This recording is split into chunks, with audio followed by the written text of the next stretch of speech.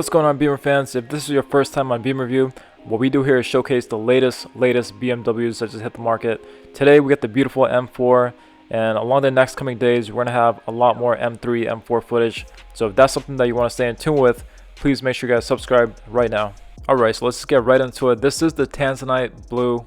Once again, Tanzanite Blue, guys. One of the coolest colors that BMW makes. Let me know what you guys think. What color would you guys get? Checking out the rest of the car, you can see the rims there. The rims are actually 19s in the front, 20s in the back, and these are the M double spoked Orbit Gray wheels, and they look phenomenal in person as well. They kind of have that matte finish to it, which I kind of like, and it definitely stood a lot more apart compared to the other M3s and M4s that I've been seeing. Checking out the taillights. Taillights look really great. One thing I did want to point out to you guys is that the vehicle looks a lot more better whenever you're looking at it from another car. If you're looking at this from standing up, it looks great, but trust me, it looks a lot more wider, a lot more meaner, a lot more aggressive whenever you're seeing it from another car's point of view. Right here, we're going to be checking out the rims once more, but more importantly, let's check out those brakes and let's check out those calipers. They look freaking amazing. Quick zoom of the wheels. A lot of people had positive things about the wheels.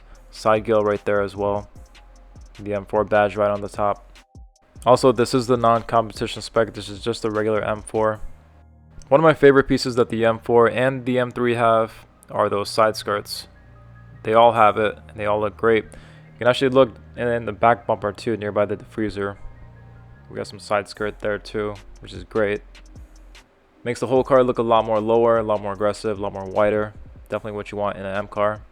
So right here, we're going to be checking out the rear of the vehicle. Check out those tips. Let me know what you guys think. A lot of people that were looking at the back of the vehicle definitely pointed out the tips. Not only the tips, but check out the diffuser. Diffuser is absolutely aggressive. M4 badge on the top right. You can check out the lip spoiler that's on the top as well. One of the things I kind of wish that they did was the white portion of the taillight. I wish that was blacked out just like the M3 as well. I feel like it's not as black though. Nice little pan of the rear spoiler there.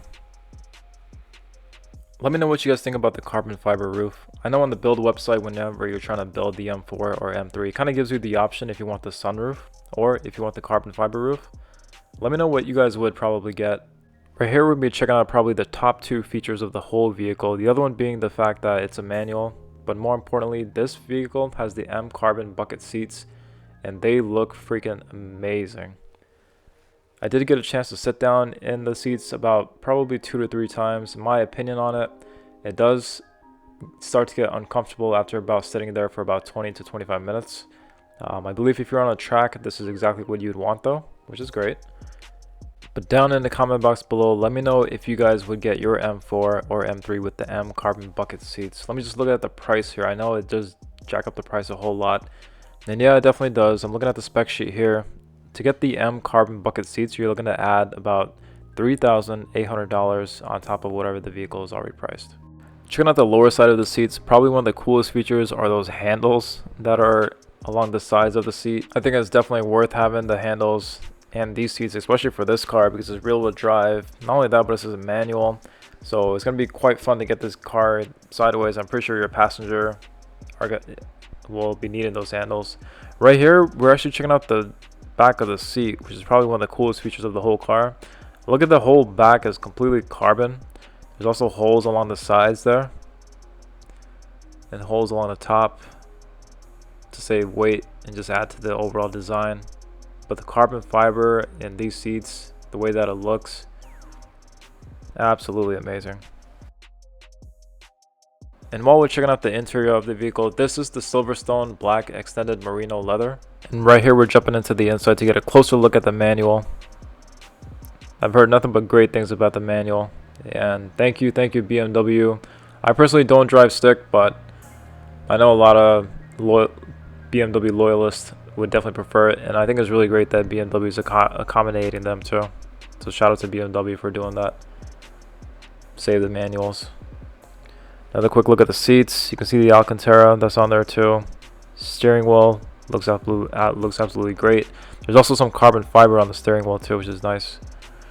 M mode buttons, heated steering wheel. Here's a quick zoom at the carbon fiber right there too. One of the coolest features that this car has is the famous, or the really anticipated M Drift Analyzer. Didn't get a chance to play around with this, but here's the menu that I just briefly popped up. A little blurry, but there's a button there to activate it.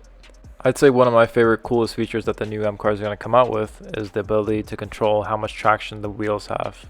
I believe there's almost like 10 different levels where you can control your traction to get the perfect drift for whatever suits your style. And I think that BMW doing that is probably one of the coolest things in the whole world. Jumping straight into the engine, now we're going to be talking about some engine performance specifications. So for the horsepower, we're looking at about 473 at 6250 RPM. For the torque, we're looking at about 406 at 2650 RPM. Also, one quick thing to note, this is the non-competition model. If you were to get the competition model, I believe with the competition they don't offer the manual, so just watch out for that. But if you were to get the competition model, your horsepower would be bumped up to about 503. The engine, we're looking at 3.0 liter BMW M twin power turbo, inline 6-cylinder. This engine is also found in the X3M and the X4M. Performance, a limited 155 miles per hour. If you were to remove the limiter, this thing could probably go up to about, this thing can go to about 180 miles per hour. Acceleration, again, this is a manual, rear wheel drive. Acceleration is 0 to 60 at 4.1. Fuel tank consumption or capacity, we're looking at about 15.6 gallons. Highway MPG 23 miles per gallon. And I believe the combined is going to be around 19 or so. So that's going to come to a conclusion for our video here. Lastly, before we leave, just wanted to go over some of the packages that this specific vehicle has. Right off the bat, executive package, it has this. What you get with that is the gesture control. You can use your finger to control the volume, switch tracks, switch radio stations.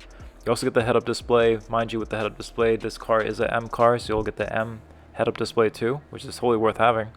Heated steering wheel, mentioned that before. Adaptive LED with laser lights, power tailgate, Wi-Fi hotspot, wireless charging. Another package that this vehicle has is the parking assistance package. That comes with a drive recorder and parking assistant plus. That means that the car can park itself. We have the individual shadow line lights. I believe that's an option. M Drive Professional. So the drift analyzer that you guys did see, that is an additional option, and that is priced at around an additional $900. So that's going to pretty much wrap it up for this video. If you guys are still here, thank you guys so much for watching until the very end. Very helpful for the YouTube to push this video even further. One quick thing to note, this video, the one that we did before this was actually the BMW M3 2021, brand new. So if you guys haven't seen that one yet, totally check that one out. And lastly, next week, I believe we're going to be having the Isle of Man green, either M3 or M4. So if that's something that you guys want to check out, don't forget to subscribe. Don't forget to like this video.